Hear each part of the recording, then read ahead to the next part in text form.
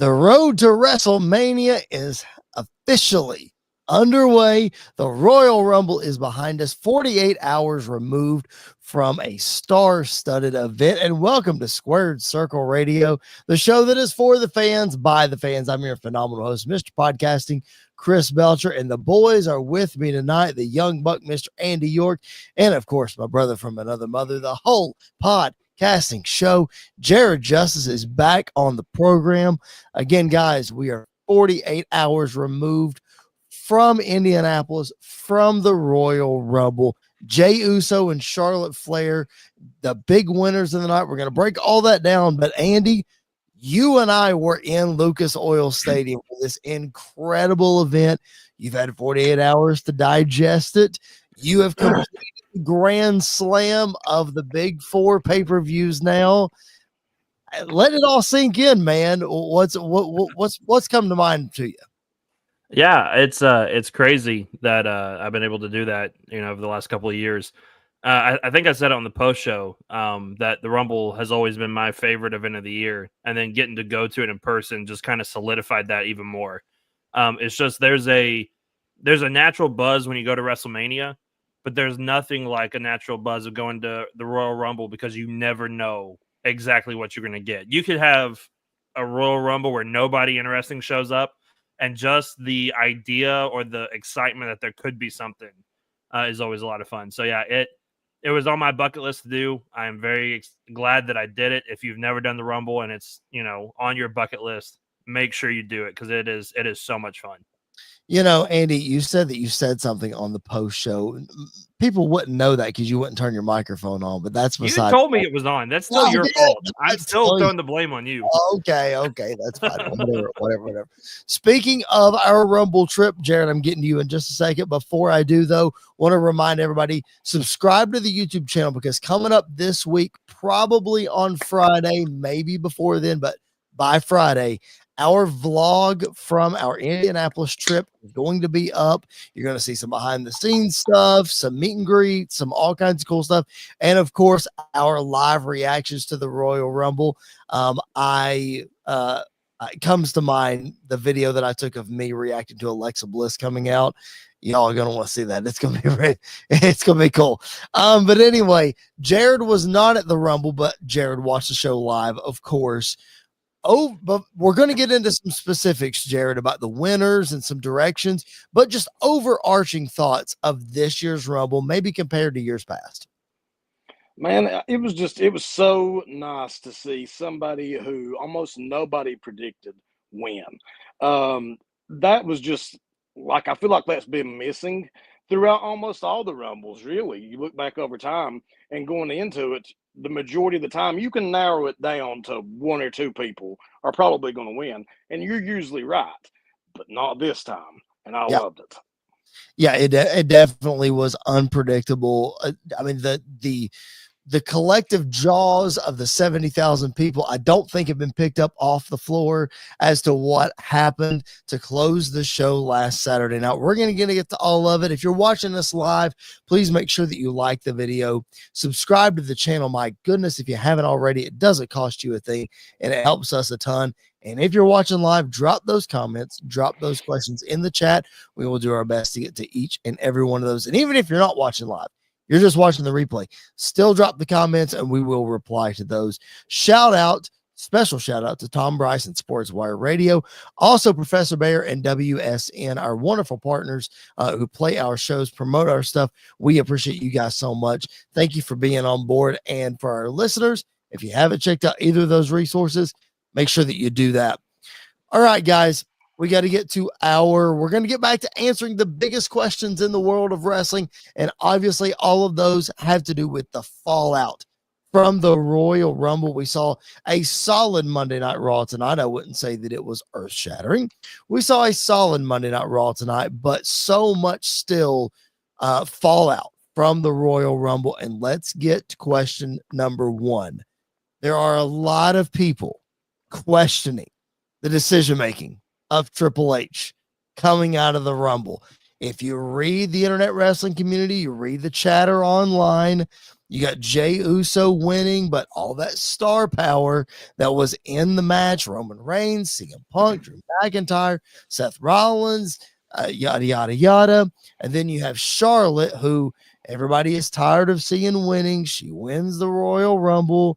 No real surprises in the Rumble, no legends, no whatever, on and on and on. These are all the things, guys, that I've been seeing on social media over the last 48 hours. The biggest thing, and I'm going to pose this to Andy first, because I know Jared well enough to know I know where he's leaning with this. I want to hear from the Young Buck first. The question that is going around social media is this, Andy. Should Triple H be fired for his decision-making at the Royal Rumble? The fact that this is even a question shows how stupid wrestling fans are.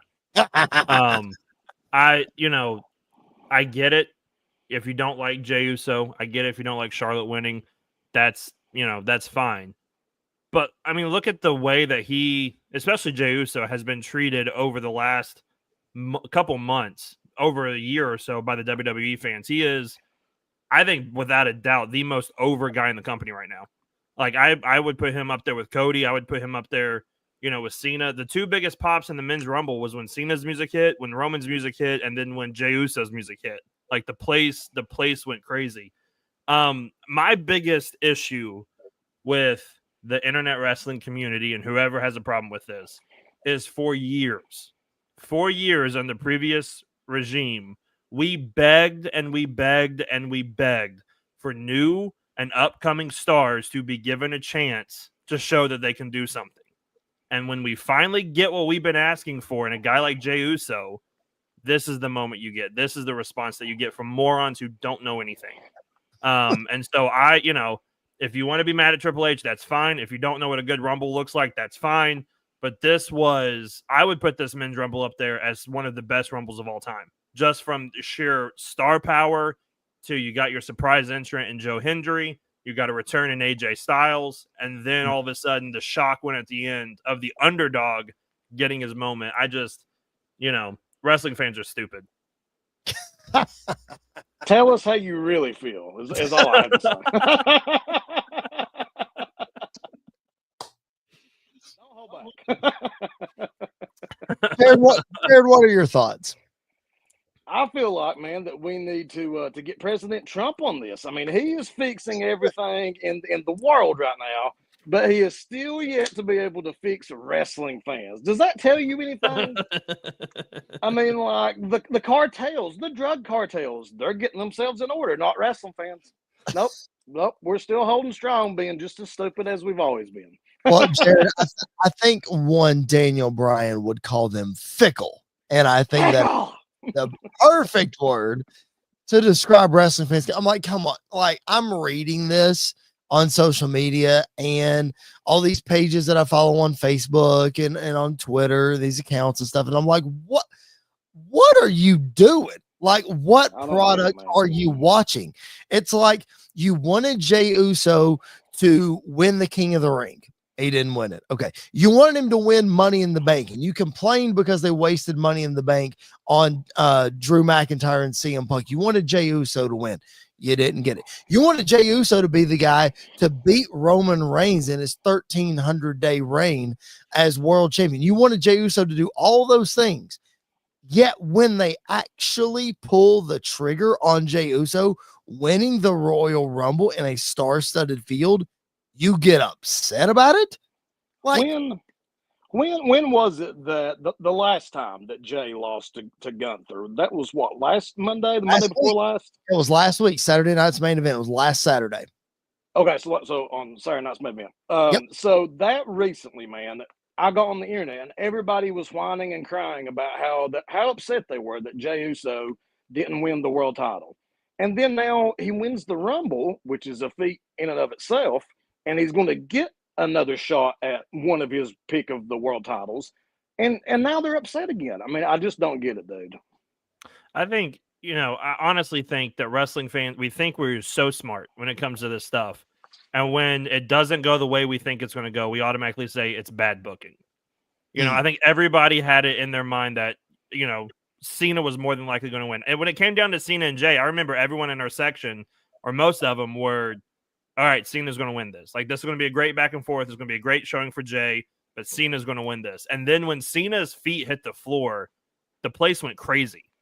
And so I think wrestling fans think we know everything. We are smart. We can book everything. And if 90% of what the wrestling internet community booked, there would not be WWE, there would not be AEW. Like, there would be no wrestling in the world anymore because of how bad wrestling fans can be at times. So, yeah, I think fickle is the right word. And you're always going to have your crowd that's going to be upset by no matter what you do. You can't please everyone.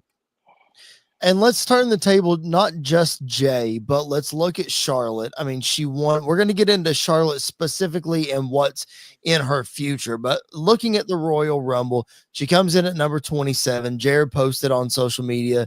Again, if you're not following us on social media, I'm going to throw our handles back up here. Make sure you do that. Jared posted on social media during the Rumble. I saw this. That 27 is historically a great spot to win from. Charlotte comes out, Charlotte wins. It seemed especially like when Nia Jax came out and had that 6-woman elimination all at once. It's like, okay, it's Charlotte. We're removing all doubt.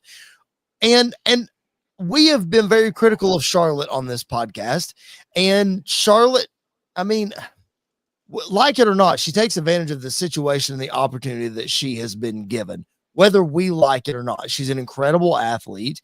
She's one of the best women's wrestlers of all time, despite who her dad is, and despite the platform that she is being given. She just has that talent. It's not necessarily what we agree with. Having said that, though, Jared, like, Charlotte's been away for 15 months or whatever it is. For her to come back and win the Rumble makes all the sense in the world. But it's one of those things where it's easy for fans to point to Triple H and be like, you should have done something else. Or even, Jared, if they do like the Jey Uso thing, they would say, well, why didn't you have Roxanne Perez win? Or why didn't you have X, Y, or Z win? Why'd you just have Charlotte win? I mean, the guy, Triple H, in his booking, Jared, has proven he knows what's best for business. Yeah, and the thing that we as fans complained about for so long under Vince McMahon was like the lack of things making sense. Triple H is storytelling, and yes, you can predict it because it's what makes sense in the story where he's going with things. And for a long time, we didn't have that with Vince McMahon because it would just kind of start, the story would start, and then it would end up every which way, and things just went awry.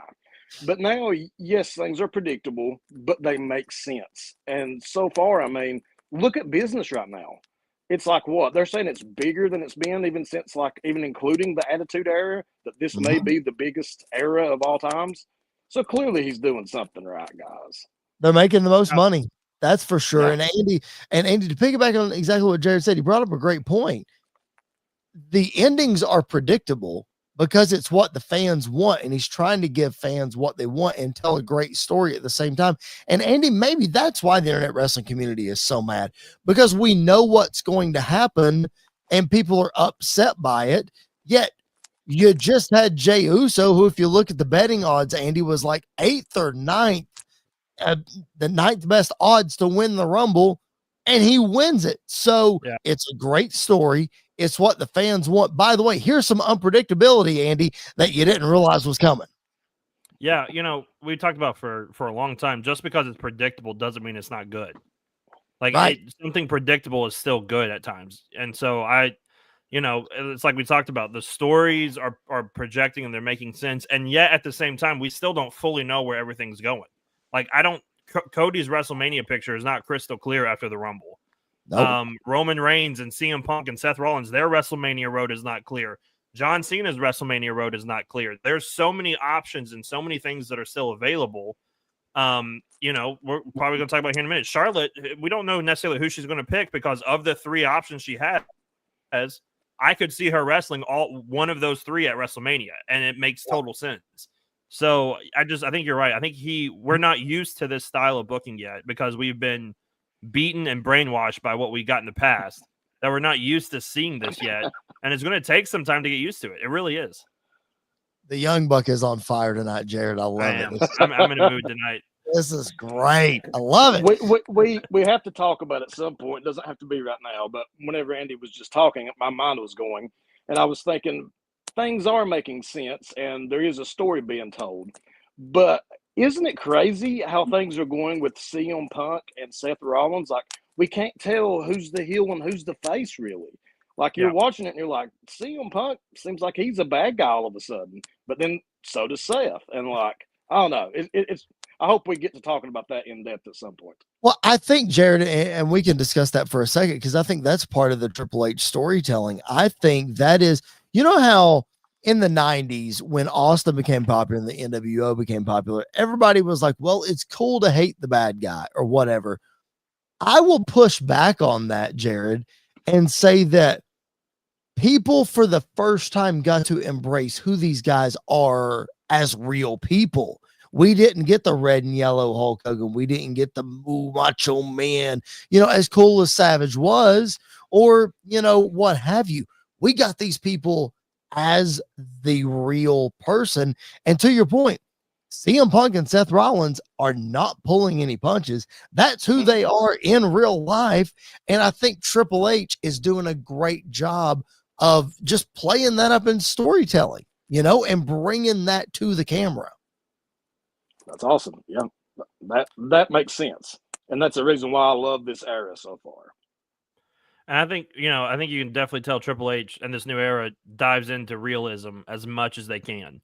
Yep. And I think that's part of it is, yes, there is room for your baby face of baby faces like a Cena or a Cody Rhodes, even though Cody is starting to go down that path that we were talking about. And you have your heels like Dominic Mysterio who fit that role perfect. But the really interesting characters are the ones that you can't tell if they are good. Sometimes they are good, sometimes they are bad. It just depends on the situation and the place that they're in.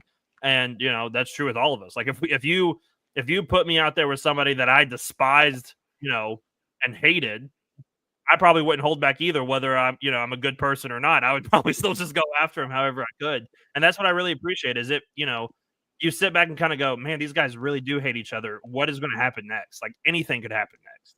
Yeah, for sure. And we're in an era where these guys might really hate each other, which they do, but we're in an era where they're ready to do business and can put that hatred aside to be able to go out for the betterment of the company. And I have all the respect in the world for CM Punk for that. I've been very vocal on this podcast about not doing that and being very anti CM Punk. And I'll be the first to admit he's proven me wrong since he's come to WWE and been able to do business, and who he's been able to do business with and bring those personal feelings into the feud while making it entertaining and not, whiny and this, that, and the other.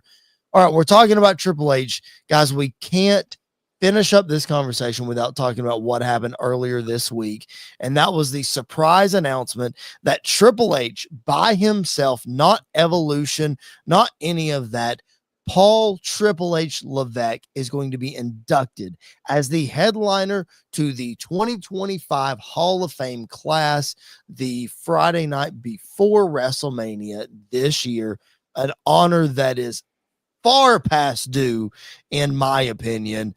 Jared, one of the greatest superstars of all time. No matter how you thought about his reign of terror, or he's buried people, or he's done this and he's done the blah, blah, blah, blah.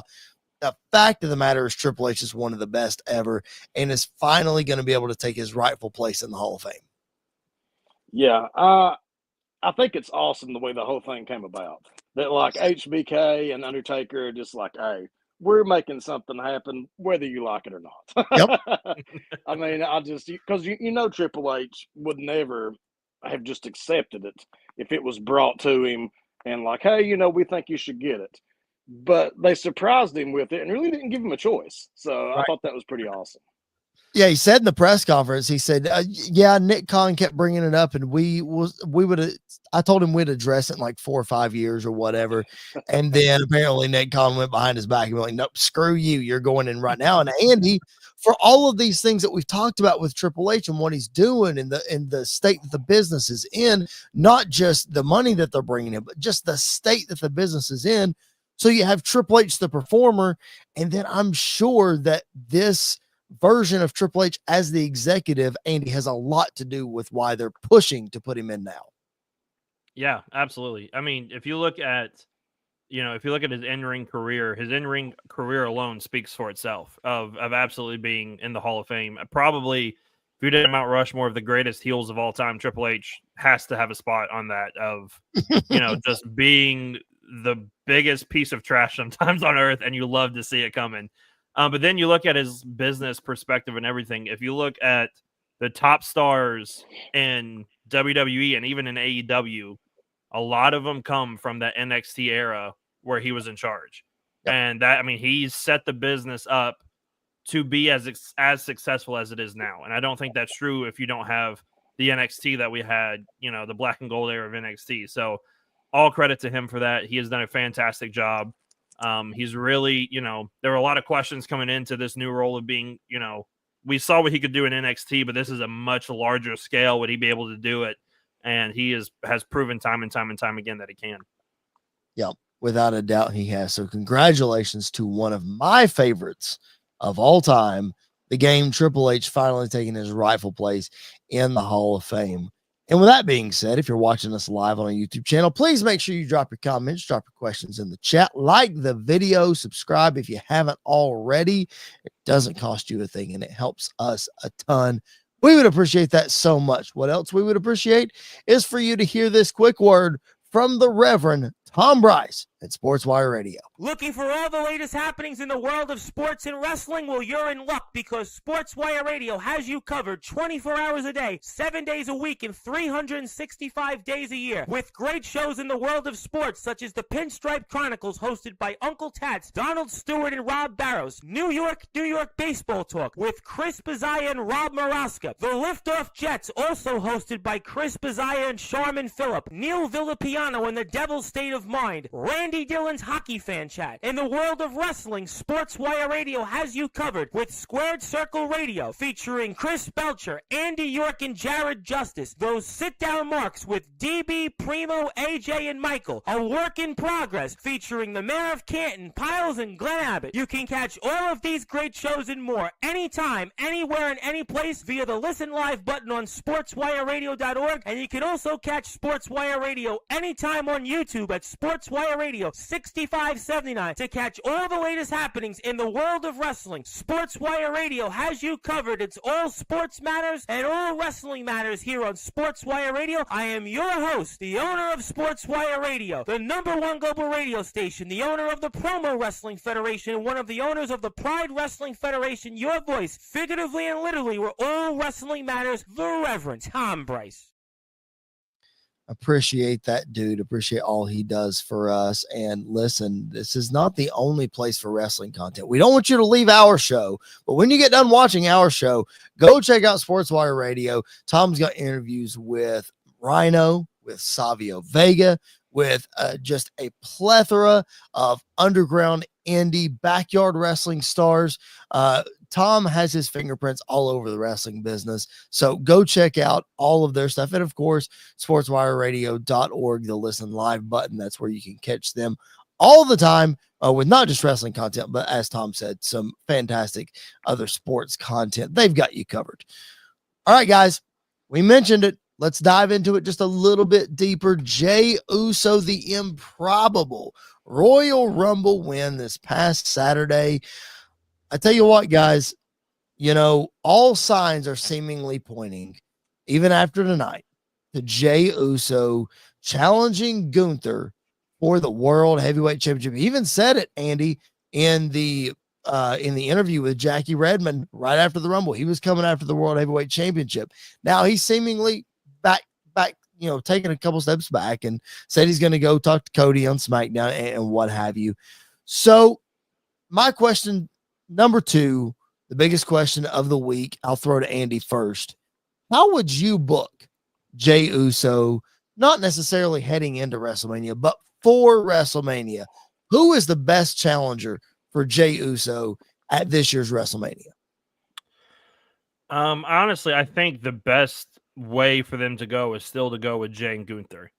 I like the idea of Jey and Cody, but I feel like the direction they're taking Cody in right now, you would take a couple steps back with Jey, I feel like.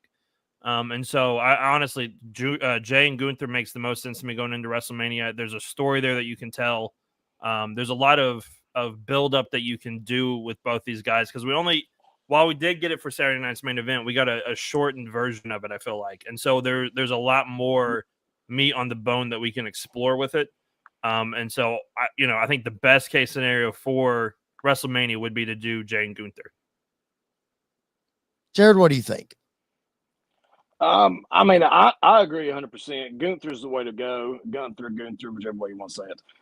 But I would, with Gunther saying what he said tonight, which was basically that Jey was not a challenge for him, blah, blah, blah. He's already beat Jey. I would throw a stip in there of some kind. I'm not sure what kind. I mean, would I love to see a Hell in a Cell just randomly? Yeah, but I don't think that their rivalry really calls for it.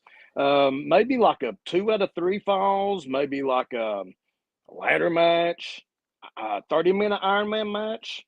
I don't know, but I would definitely have a stip. Yeah, I think if we do the Gunther match, I think we need to have a stipulation. Now, I'm not sitting here saying that we need the Cody Rhodes match. My vote is for neither. Here's how I'd play this thing out. You ready? Give me the pencil. Here we go. They have already said that the Elimination Chamber is for a shot at whoever Jey doesn't pick. Okay. I get that.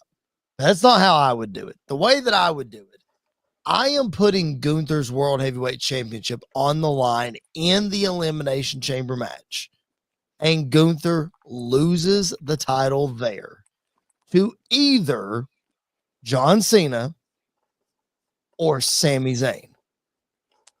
Wouldn't the story be fantastic if Sami Zayn versus Jey Uso at WrestleMania? Could you not sink your teeth into that a lot more than Gunther? Now, granted, Jey Uso's the underdog. I get it. You got to chop down the big man Gunther. Nobody can beat him, blah, blah, blah. But, Jared, I just feel like we've seen this Jey versus Gunther match, like 4 times now?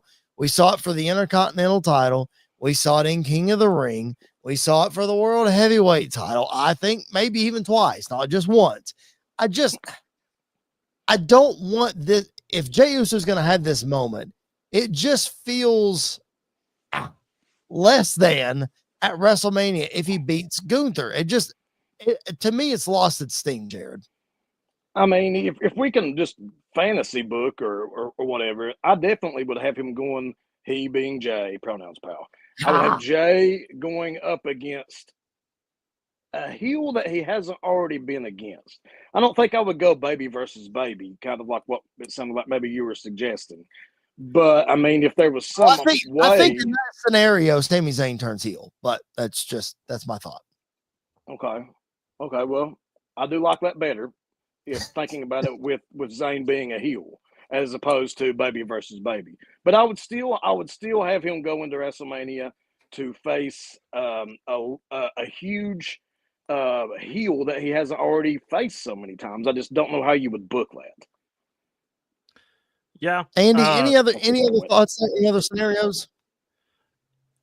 I do like the idea of Jey and, a heel Sami Zayn. They were brothers. They, the history that these two guys have had. But there is something about not being able to overcome that one person in your career. And for Jey, that's been Gunther this whole time. He's not been able to overcome Gunther at all. And so the best place for that to happen to me is at WrestleMania for the biggest prize that he can go after. So if I could fantasy book it, maybe do Gunther and Jey and somebody else, make it a triple threat. I think you could do something like that in the future as well. But I do really like the idea of doing Jey versus Gunther. Throw a stipulation on it. The Iron Man match really intrigued me because that would be Jey beating Gunther at his own game. like beating him multiple times in a match or whatever the case is. I really like that story going into WrestleMania.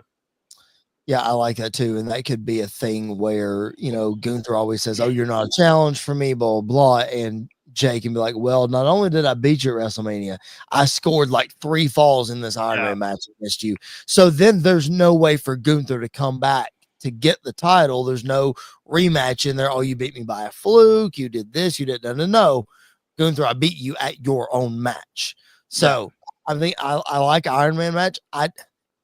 In this day and time with WrestleMania, I don't know if you can get it on there, but I love the idea. I think it's definitely a great idea. And we'll talk more about Sami Zayn here in just a little bit. Don't you people that are watching live, don't you think we forgot about what happened on Monday Night Raw? We are going to talk about it. Don't you worry.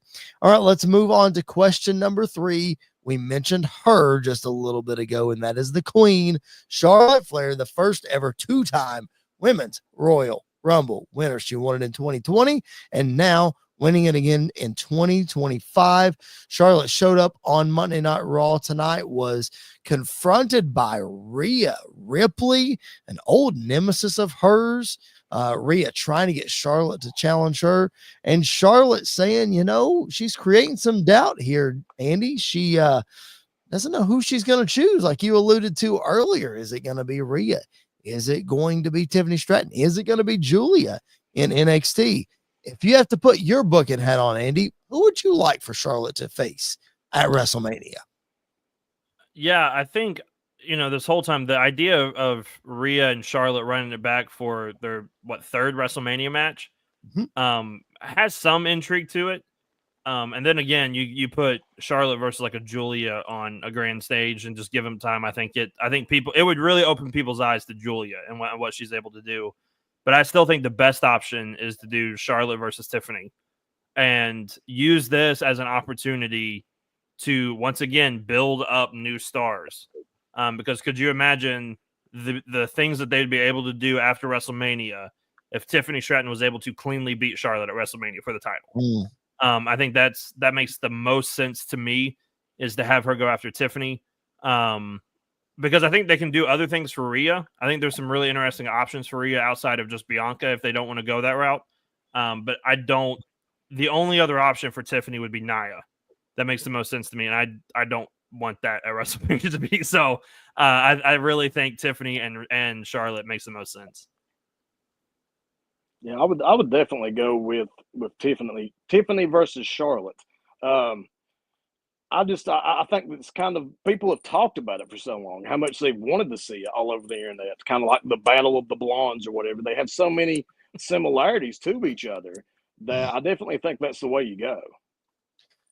It's intriguing to me. It really is. And I think what I'm having an issue with is trying to figure out who's the heel and who's the baby face. I know we talked about it earlier that it doesn't matter as much with Rollins and Punk or what have you.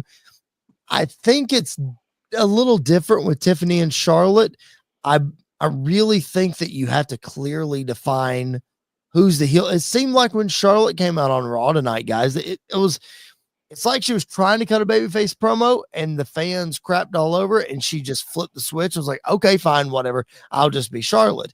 With Tiffany, she's built her career on being a heel, but the fans love her. And now it seems like she's turning that way. So I think if we can clearly define which one's the heel and which one's the babyface and run with it, okay, I can get behind it. But guys, I don't know. Charlotte versus Rhea for a 3rd time at WrestleMania.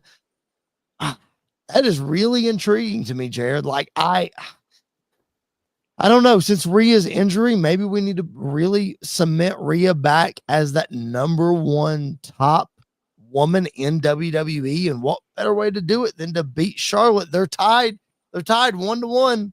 Charlotte beat her at 1. Rhea beat her at 39. So maybe we need a rubber match.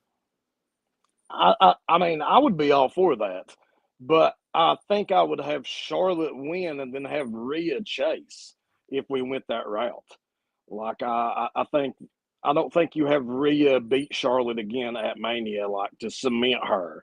I think you have Charlotte win and then you have Rhea chase her. maybe all the way until WrestleMania next year. Do it again. I mean, I can get down with it. Oh, that's funny. Andy, if that match does happen, who are you putting over in that one? I like the idea of putting Rhea over just to establish her as the new here and now. This is the face of the women's division. Like Rhea The is, phenom, as we said, Jared. Yeah. The phenom. She is, you know, the top of the top when it comes to the women's division. Yep. And I think you can do that with Rhea and Charlotte at WrestleMania, and then you can have Charlotte, you know, maybe you push Charlotte and Tiffany to SummerSlam. I think you could do something like that as well. But if I'm getting to pick Rhea's opponent, especially after hearing the reaction she got at the Rumble, which really surprised me when she came out at 1, and that's Rhea versus Io. That's a matchup that we've not seen at all. We saw it teased tonight. That's a really big opportunity to, you know, maybe Rhea, maybe Io doesn't win, but you reestablish Io as a main event level in the women's division.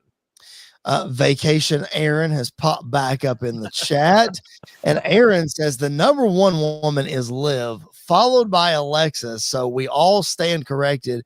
And Aaron says, for scientific purposes, of course. Aaron, I'm just going to say this right here.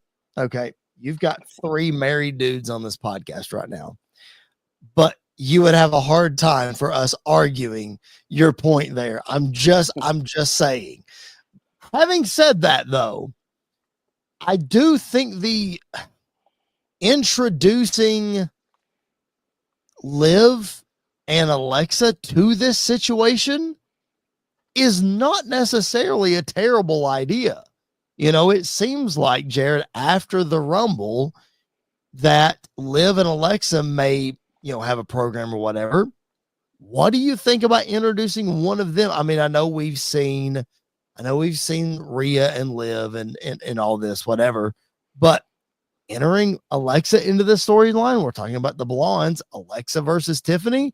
I mean, the pop that she got was absolutely incredible. The fans clearly want to see it, Jared. I've never really thought that like Alexa Bliss was an awesome wrestler, but her character, could I see her character going into this storyline? Absolutely. Do I want to see her in there wrestling in this storyline? Not really. This cat's going crazy. I'm going to have to move it. Give me a second. Well, you just squashed any and every hope that I had, Andy. I mean, my goodness. Andy, can you imagine Tiffany Stratton? Hello, Cat. Can you imagine Tiffany Stratton and the creepy Alexa Bliss character with Lily? Can you imagine the story that they could tell? I think that could be really cool. Yeah, I think it's important to establish what Alexa's character is going to be. Is she going to be, you know, the goddess version, or is she going to be the person she was with the Fiend, or is she going to have like the split personality going back and forth between the two?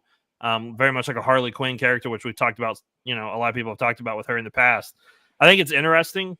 I don't necessarily know if you want to bring Alexa back and just throw her right into a title feud instantly. I think you have to build her up a little bit more. But here's the thing: she's been gone for 2 years, and you need to remind people who she is. Well, and I think not who she is, but I think you need to remind people what she's capable of. And so, like you mentioned, a feud with her and Liv, like a feud between those two, could be really interesting. Charlotte that could be has a been way gone that a while too. I mean, that could be a way that you know, if you wanted to do a Judgment Day versus Wyatt 6 feud, you could find a way to incorporate those together. Even though the more the Judgment Days on my TV screen, the less I want to see them. I think you could do something like that. Just give her a chance to establish herself, and then go after Tiffany or whoever at SummerSlam. You know, I really appreciate Vacation Aaron being in the comments, but he's Vacation Aaron for a reason. Look at Alexa has to wait her turn behind the fabulous Moolah. What are we doing? Listen, we tried to bring back the fabulous Moolah and name the women's battle royal after her, and then they canceled the battle royal because nobody wanted it named after the fabulous Moolah. Okay. What? Oh, good grief. All right. You know what? Let's move on. We have established our point. Alexa Bliss is not getting the title shot if Andy's booking. I tell you what, I will say this for those of you who are longtime listeners of our podcast. Andy and I did not sit together at the Royal Rumble, so we're texting back and forth the whole show. Okay. When Alexa makes her entrance, I'm excited, of course. And then not too many people after that, Andy, Candice LeRae makes her entrance into the Rumble. And I texted Andy and I'm like, look, this is my fantasy booking women's championship in the ring right now. For those who listen to our fantasy booking show, that was my championship match. So yeah, it literally happened in the ring in 2025. Super cool. All right. Go ahead, Andy. Sorry. Oh no, I was gonna say that's not the first time that one of the things we fantasy booked has happened that we never thought would actually really happen. So or second, or third, or fourth. It happens, ladies and gentlemen. Anyway, speaking of fantasy booking storylines, I have to read this. I'm let's give him some time breaking. I've just been informed that Fabulous Moolah has been transitioned to the Great Elimination Chamber in the Sky rested. Oh my God. I can't believe I showed this on our show. Oh my goodness. Okay. Is she dead or alive? She is dead. She died a couple years ago, I think. I think she died a couple years ago. Okay, I gotta look. I think that's why they named it after her, is because she died like right before it happened, or I don't remember, something like that. I gotta look it up now. I mean, yes, she died in 2007. So not never mind. A couple of years. It was a while ago. Then I didn't realize it was that long ago. 11 years, because the first women's battle royal was 2018, because that was WrestleMania that Jared and I were at. That's the first one they did it. All right, let's move on to question number 4, because before we get ourselves in trouble, Cody Rhodes. We mentioned him earlier. Andy, you mentioned that his story to WrestleMania this year is not crystal clear. We don't know what's going to happen with him. So, Jared, I'm going to pose this to you. We saw major drama last year with Cody Rhodes' storyline. We saw lots of stuff happening with the Cody Rhodes storyline going one way and then the other way. And it all ended up the way that it was supposed to. But this year, there are a lot of options. But does it feel like a letdown, Jared, that the Elimination Chamber storyline is the way that we're going to essentially get if Jay goes, hypothetically, if Jay goes and chooses Gunther, is it a letdown that the Chamber storyline is how we're getting a WrestleMania opponent for Cody Rhodes? I guess it would depend on who actually wins the Chamber and ends up going up against Cody Rhodes.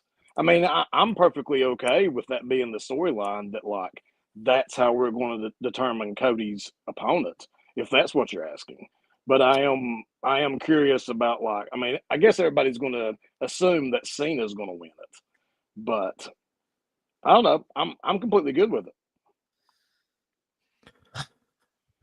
Yeah, I'm fine with it too. Based off of who we think or who we have an idea of who's going to be in this Rumble. Because you've got Cena and, spoiler alert, Punk have already been confirmed for the Rumble. More than likely, Seth is going to be added to it. I could see, depending on what happens, a Roman Reigns being added to it. It looks like Logan Paul is going to be added to it, which, I just hope they throw him off the top of the chamber and it's done and over with. And then you could throw, whoever you want in there again, but just the main people that would be in it, Cody already has a story built into it. So it's not like we're recreating or starting this new story. We're just picking up off wherever it left off. And I think that's the beauty of the way Triple H has been booking, of interweaving all these stories together, is that you can always just easily pick back up on one and keep going like it's never really ended and move forward. I think that could happen with Cody at WrestleMania. I cannot pinpoint why I have a problem with this. I just do. So I'm going to try to talk this out, and maybe you guys can help me make sense of it, because I can't pinpoint it. My thing is, if you look back at the way, and Andy, I think we mentioned this on the Rumble post show. If we didn't, we mentioned it somewhere. It all runs together at this point. But I think Triple H is fantastic at telling stories that don't involve championships. He makes those stories feel so important. And the championship stories seemingly tell themselves, right? You don't have to force it. It just comes natural by the seeds that have been planted and vice versa. And Andy, you bring up a great point that Cody has a story with all of these guys in the chamber. But he feels more important than just just whoever wins chamber, that's who's going to face Cody. After everything we've been through with Cody and his story and winning the championship, I'm not saying it has to be The Rock. And I'm not saying that it has to be Roman Reigns. What I'm saying is we thought this Kevin Owens storyline was a throwaway. And we just saw a banger of a ladder match at the Royal Rumble, the third match in the series between these two guys. Don't you think we could build naturally a Cody Rhodes WrestleMania opponent without the Elimination Chamber? Like, I don't know. It just feels like we're settling for, I don't know, like the next best for Cody Rhodes. Maybe in a way, but I still don't see it as next best. I mean, it's hard to say Cody versus Cena would be next best. I think that's right up there with, in a way, Cody and Rock, based off of the one interaction Cody and Cena have had since Cody's returned, where he walked out to literally say, "I want to wrestle you. Like I want to wrestle you before you retire. This has to happen before you retire." And that is a WrestleMania level match. With Seth, we know the history between those two guys. I don't feel like that is another letdown or a second best choice. It depends on who wins, and it depends on how it goes. I think it's a way to keep the intrigue of, we don't know who Cody's going to wrestle at WrestleMania, and that's they wanted to do that last year, going after the Rumble with the Rock return and everything else, and it totally did not work. This is a way that you're able to conceal that and hide that in a way that fans are going to get invested in. Jared, sell me on it. Vacation Aaron just commented Cody versus Joe Hendry. I agree with that too. I convinced him. Great. Good job. It almost sounds to me like what you're wanting, Chris, is like for the bloodline storyline to continue, because I feel like all of a sudden we're kind of getting away from all the bloodline stuff. And maybe that's why they're going this direction. I mean, it sounds like you're wanting that payoff with Cody and The Rock that I don't know that we're going to get now. And that's where all the bloodline stuff seemed like it was going. And then for whatever reason, it doesn't seem like Rock is going to be wrestling at WrestleMania this year. Right. And so maybe they're just trying to take a different path going forward to get away from all the bloodline stuff. Right. Maybe that's why they're choosing this route. And maybe that was the plan, and maybe this is the pivot from that plan. Maybe we thought Rock was going to be available. Now Rock's not going to be available. Oh, we can just make the chamber winner, Cody's opponent. Yes, I would love to see Cody and Rock. Not going to lie. I would love to see that main event WrestleMania. I'm okay if it doesn't. I think, Jared, I go back to Andy's point of all of the people in the chamber have a story that ties back to Cody Rhodes. So to me, I think you can tell that story without the chamber win. Like, you can get there without it. So let's use the chamber for something else. Let's use it to elevate somebody else while you can naturally look. CM Punk. We saw CM Punk and Cody Rhodes cut a promo last Monday on Raw before the Rumble.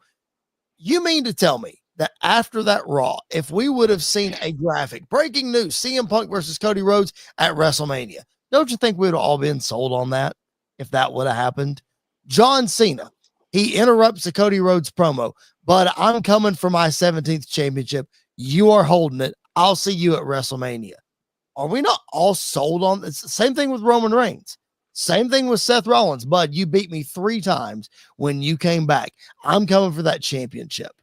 You can't back out of it this time. I tried to get you to challenge me last year, and you had to go follow Roman.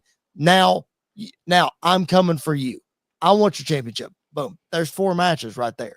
I think you should use the chamber, Jared, for something else to help elevate somebody else rather than the face of your company.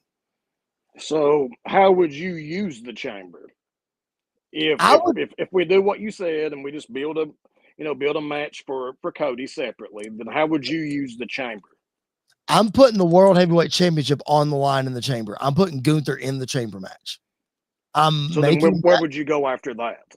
Sami Zayn wins the chamber, and Sami Zayn faces Jey Uso at WrestleMania.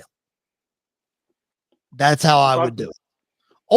But if you weren't going to use the chamber for a world title type situation, is there a way that you would use the chamber, or are you basically just saying you would rather use the chamber to figure out like who Gunther's opponent's going to be or whatever? Is that kind of what you're telling me? Yes. I would rather have the chamber figure out. I'm not saying that Jey Uso should challenge Cody Rhodes. I'm just saying I think the chamber should be used for the other title because the Cody stuff, Andy, I don't know. I'm having a hard time getting away from the fact that I feel like the Cody stuff writes itself and we don't need the chamber to get in the way. The only thing I will say, and you've said this a couple of times, is that the chamber should be used to elevate somebody or elevate to the next level. I would argue that this is elevating Cody even more. You got a guy like Cena, Rollins, Punk, Roman, all going to the chamber to go after Cody, who is the guy now. So I think it adds even more to that of you've got the best of the best. And that's why I think the field of the Elimination Chamber is very important. Yeah. Because you've got the best of the best going after the champion, like the top guy. Because you go back to what Punk's promo was against Cody before the Rumble, it all ties back into that of he's got a target on his back where the best of the best are coming after him. Yep. And you've got Cena, you've got Roman, you've got Rollins, you've got Punk. Probably AJ Styles is going to be it could be in that field as well. There's so many people that you could fit this with to go after Cody that I think it elevates him even more. And elevates that title even more because you got to remember he's coming off of the longest reign in modern history, and he's coming out following a guy like Roman Reigns, which is really hard to do. Yep. So doing these things helps elevate him in his title run. Do you think there's any chance whatsoever that we get exactly what you're wanting, Chris? And what they do is they have Jay pick Cody to go after, because then that chamber match is going to be to see who faces Gunther. Correct? That is true. Yeah, I would not. I wouldn't have Jay go after Cody because as much as I feared Cody and John Cena at WrestleMania and splitting the crowd and booing Cody, I think it would be even more people booing Cody and wanting Jey Uso to win, even though the fans are fickle and blah, blah, blah. Because Jared, you kept texting me during the Rumble about the cheers that Kevin Owens was getting, which I addressed on the post show. And I think that was more of out of respect for Kevin Owens versus people not wanting Cody to win. And it may be the same way with Cody versus Jay. I just, I don't like Cody versus Jay if Jay's not a heel. Maybe Cody's the heel, maybe Jay's. I don't know. Okay, I have to get to these comments from Aaron before we move on because he's bringing up some good points here. Here we go. First, he says, I fear that I agree with Christopher Bartholomew Belcher. My middle name is not Bartholomew. It is, but now. I appreciate, yes, it is. I appreciate him agreeing with me. And then he says, wait, do we really think Cody is the guy? Oh boy, here we go. Maybe this is a hot take, but I feel like Cody is like number 4 in the company. Okay, Aaron, you're in the comments. We're going to sit here and talk about this, but can you put the 3 that's in front of him in the comments so that we can appropriately discuss your list? Jared, is there any way that Cody Rhodes is below the top 2 in the company? Because I can make an argument for one more in front of him, but that's it. I mean, what are we talking here? Are we talking like who the fans like the most, who's selling the most merch, who's selling the most tickets? What are we? So, yeah, I would think that Cody's probably number 1. Roman was. I think Cody is, and I think the only person that comes close is Punk. Okay, I don't count Cena because Cena is on his retirement tour. Yes, he's drawing. Yeah, people are going to buy his merch because he's on his retirement tour. He's not a, okay, I can't use the full-time word. Nope. He's not. He's not. This is a special case with Cena. Andy, what's the word I'm looking for? Andy? It's a special circumstance with Cena this year. Yes. I'd be shocked if Cena is not the guy, like the top seller at the end of the year and everything, because of it being his last run. Okay, so Andy, Jared, if you're making this list, are you counting Cena or are you not? I mean, any way it goes, I think that consistently Cody is your guy. He's going to be your guy consistently for a while. Cena might dip into it right now, but like you said, Cena's not sticking around. And Roman, I think, is, I don't know, man. I think Roman's just slightly beneath Cody, but I do think he's beneath Cody. Andy, I go back and forth on what Jared is saying almost daily, definitely weekly, as to who's won, Cody or Roman. Like right now, Cody or Roman, they're just neck and neck, 1A and 1B. I like Punk. Punk is definitely top 5 for me, but like, I mean, we're strapping the rocket to Jey Uso right now. Where is he in that list? You know what I mean? Especially after seeing the merch that was sold this past weekend of Jey Uso stuff, I think Jey Uso has to be in the top 5. Here's my whole argument.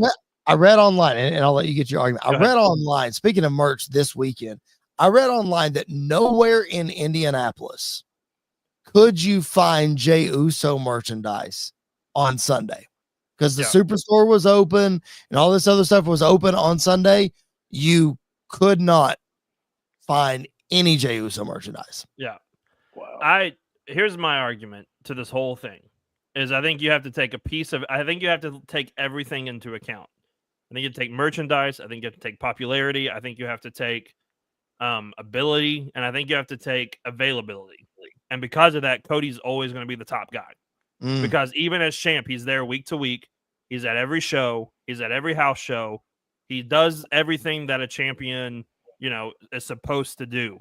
Whereas Roman, I think Roman is second because he's not there a lot.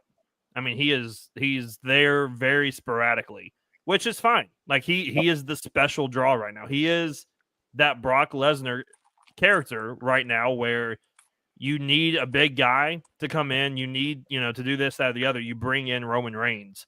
But I don't think that makes him the guy. I think Cody being there every single week, doing all of these things, makes him the guy. I think if I'm doing my top 3, it's probably going Cody, Roman, and Jey Uso right now. And Punk's like 4th because Jey Uso is doing incredible things and is as popular as I've ever seen somebody be. And it's incredible to see that rise from him. It would be hard for me to argue that top 3 for sure. Jared, this comment from Aaron brings up a really good point. The crowd craves Roman more than Cody. Am I losing my mind? I think that's a valid argument because you hear more OTC chants than you do Cody chants right now. Like, am I? But the thing is they're going to crave him. That's part of the whole aura of Roman, is because he's not there that often. Right. If Cody was only there every so often, then who would they crave more? Right. Yeah. That's true. Yeah, that's for sure. And like Andy said earlier, like Cody's there all the time. He's making all the appearances. Even when Roman was champion, he wasn't making the outside appearances. He was making some. Don't get me wrong. I'm not disparaging Roman and his championship reign or whatever, but Cody is literally taking the belt, taking the media appearances, holding the same. He was holding a world champion schedule before he was world champion. Then he became world champion and it ramped up a whole lot. I think we're all in agreement. Cody Rhodes is the guy in WWE right now. So, Aaron, thank you for your opinion. You're wrong. No, Aaron knows I'm just busting his chops. I love Aaron, and I appreciate his comments, and I appreciate all your comments as well. Again, if you're like Aaron and you're tuning into the podcast and you want to drop some knowledge, drop some questions for us, we would appreciate that so much. And if you're not subscribed to the podcast, my goodness, what are you waiting for? You get an alert every time we drop new content. If full episodes are not what you want, we have playlists. Go check them out. We have just shorts. We've got pay-per-view previews, pay-per-view recaps, fantasy booking, old school. There's something for everybody on Squared Circle Radio. So go check it out. All right. Question number 5, or not really a question. We're going to get out of here on this one. Monday Night Raw, quick hitters. There's only one really quick hitter for Monday Night Raw tonight, and it was a quick hit from Kevin Owens behind Sami Zayn. The attack and the package powerbomb, Andy, that you have been begging for on regular TV. We got it on Netflix, if that works for you. Cody, sorry, not Cody Rhodes. Kevin Owens, Sami Zayn did not see this attack coming, Andy. No, I really thought we wouldn't see Kevin on TV for a while. I hope the ladder match and everything we wouldn't. I mean, my goodness. Which I think there's still a chance that you don't see him for a while. This was just a deranged Kevin Owens coming in to do this, because now Sami's going to be off TV probably for a couple weeks. You keep Kevin Owens off TV for a couple weeks. I love the introduction back to the package pile driver and making it feel like it's supposed to feel, like it kills people when they take it. And so I love that we're getting this. I'm so happy that it looks like we're heading towards Sami Zayn versus Kevin Owens at WrestleMania. Throw a crazy stipulation in there and let them just go at it. I think it's way too soon to do it at the Chamber. I think you build this all the way to Mania, but you have, especially since they're in Toronto, you have a pull apart brawl in Toronto just to set up this next phase that we're heading into WrestleMania with them. Hell in a Cell. I'm fine with that. That'd be great. That's how I'll get my Hell in a Cell match. There you go. I've long said that I think this match needs to be at the Chamber because they're both Canadian. It's going to be a huge, huge, huge show in Canada at the Rogers Centre Stadium where the Blue Jays play. So I still think you have that match at Chamber. However, to Andy's point and to Jared's point, obviously, I don't think that this can be a one-off at this point between these guys. So maybe I don't get my heel world heavyweight champion Sami Zayn against the babyface Jey Uso. Maybe it is this Kevin Owens. But Andy, we got to bring this back to Karrion Kross, and there's this Karrion Kross element that is still hanging over the head of Sami Zayn, and I don't know what they're going to do with it.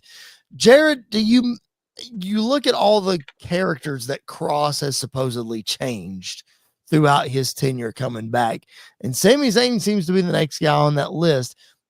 How do you see that playing into this whole Kevin Owens and babyface heel Sami Zayn type thing, and just that whole kind of situation? I have no idea how they're going to play this into the storyline at all. Honestly, I mean, just like you said, right now it looks like we're going towards KO versus Sami as the payoff, we would assume, at Mania. And so KO is already the heel. So surely we wouldn't be going to turn Sami heel yet. I mean, I hadn't really thought about that, honestly, that concept at all, really. But I don't know how they're going to. How would you all play it out? I don't know, Andy. We know Kross changes people. Yeah, I think you could have Kross versus Sami at Elimination Chamber instead. Okay, there you go. I like that. And then have Kevin get involved. But how Kross changes Sami is we don't see the underdog Sami or the babyface Sami, but we see a more sadistic side of Sami. Especially if we're going into a stipulation like Hell in a Cell. I mean, you don't want you put somebody like a Kevin Owens versus a crazed, angry Sami Zayn in there, and just kind of let them go at it that way. But I like the idea of, I mean, Sami Zayn. I think both Kevin Owens and Sami Zayn have to be on the card somewhere. It's in Toronto for a reason, and so I think you could do Zayn versus Kross, have Kevin Owens get involved afterwards, and then that really sets them off for WrestleMania. I think we're headed that direction. That was the way that we closed out Monday Night Raw tonight. But what we're looking forward to, yes, yeah. If you could see it, man, Netflix was having some problems tonight. Jared, was your stream? Man, it was bad. It was driving me crazy, man. Driving me last crazy. like 3 minutes of of Punk Zayn was almost unwatchable. It was hard to watch. At times. Well, I'll tell you what, we might have had that problem this past week, but Andy, we're not going to have that problem next week because Monday Night Raw is going to be in our backyard in Nashville, Tennessee, and we will be there. So we'll get to see it all happen, whether Jared gets to see it happen or not. We're going to see it happen. Rey Mysterio versus Logan Paul in an Elimination Chamber qualifying match for the women. Bayley versus Intercontinental Champion Lyra Valkyria in an Elimination Chamber qualifying match. AJ Styles announced tonight, returning to Monday Night Raw next week in Nashville. So, programming note for Squared Circle Radio: we will not be live next Monday night after Raw. It's going to be a little difficult for us to get back home, get situated, do a show, all the things. So, next Tuesday night, following NXT at 10 p.m. Eastern, 9 p.m. Central, we will be live bringing you the show. We'll still be talking Monday Night Raw. We'll still be talking all the things. We're just moving to Tuesday night. And who knows? Vacation Aaron says he's going to be at Monday Night Raw next week. I think, Andy, Jared, we might have some room. Oh, don't tease me with this, Aaron. I know a studio not far from Bridgestone, the show. Don't even. Just anyway. All I'm saying, Andy and Jared, there might be some room for some special guests live on Squared Circle Radio next Tuesday night. Since Raw's in Nashville, we'll have a good time with it. It's going to be a blast. I can't wait. But in the meantime and the between time, like the video, subscribe to the channel. It helps us a ton, and it doesn't cost you a thing. We're not going to send you an email. We're not going to put you on a list, or Chris Jericho might put you on a list. I don't know. We're not going to, though. Just saying, make sure that you subscribe. Help us out. We would appreciate that so much. Jared, it's been 2 episodes since you've been on. Welcome back to the show. We miss you very much. Always appreciate your insight. Man, it's WrestleMania season. It's WrestleMania season. I can't believe it. Man, I'm pumped about it. I'm pumped to see where all this stuff goes. And I think we're going to have some really good stories and some payoffs to some really good stories at WrestleMania. So I'm excited to see what happens. I think so too. And Andy, Monday Night Raw is next week. It's going to be a blast. We're going to be right back here with some fantastic content. The road to WrestleMania, and already heating up, already taking shape. I just love, we talked about this earlier, the unpredictability. We don't exactly know what's going to happen. Yeah, that's the fun of WrestleMania right now, and the way that Triple H is booking. So I'm really excited to see where this goes. I'm ready for Raw in Nashville. We need to have a prayer circle right now for AJ Styles to be able to walk out of Nashville healthy again. Because he didn't last time. He did not last time he walked into Nashville. But yeah, it's going to be a lot of fun. I'm looking forward to it. And Vacation Aaron has dropped this in the comments several times, and I'm finally going to acknowledge it. Jared has a new nickname. It is Jared, the Supreme Court Justice. That is fantastic. I love it so much. I'm going to attempt to remember that in his intro. All right, for Jared and for Andy, my name is Chris Belcher. This has been another fantastic edition of Squared Circle Radio. Like the video, subscribe on the way out, drop us some comments. We'll be happy to interact with you. Until next time, this has been another week on Squared Circle Radio. We will catch you guys down the road.